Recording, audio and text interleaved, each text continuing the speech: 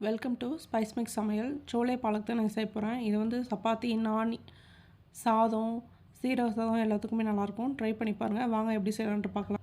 வானலில் வெந்நீர் நல்லா கொதிச்சதுக்கப்புறம் கீரையை போட்டு இதுமாதிரி மூடி வச்சு ஒரு 2 நிமிஷம் கழித்து திறந்து பார்த்தீங்கன்னா கீரை நல்லா பிளான்ச் ஆகிருக்கும். இதை எடுத்து ஆற வச்சு அரைச்சிக்கலாம்.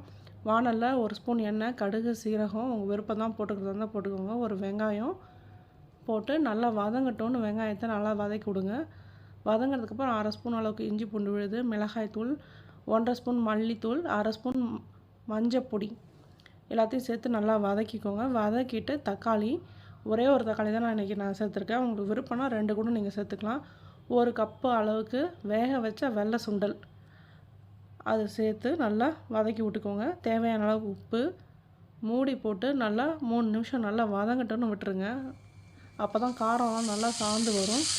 கிண்டி விட்டுட்டு இப்போ அரைச்சி வச்சுருக்க இந்த பாலக்கீரையை எடுத்து சேர்த்துக்கோங்க. சேர்த்துட்டு இதுலேயே இந்த கப்லேயே கொஞ்சம் தண்ணி ஊற்றி அலசி அதில் ஊற்றிக்கோங்க. எதையும் வேஸ்ட் பண்ண தேவையில்ல. இப்போயே உப்பெல்லாம் நல்லா செக் பண்ணி பார்த்துக்கோங்க.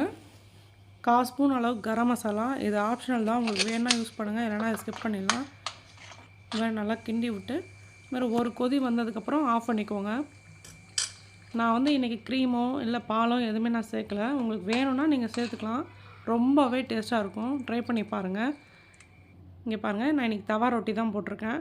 ப்ளெயினான தவா ரொட்டி, எண்ணெய்லாம் சேர்க்காத தவா ரொட்டி. இதுமாதிரி ட்ரை பண்ணி பாருங்கள். சப்ஸ்கிரைப் பண்ணுங்கள், லைக் பண்ணுங்கள். பாய்.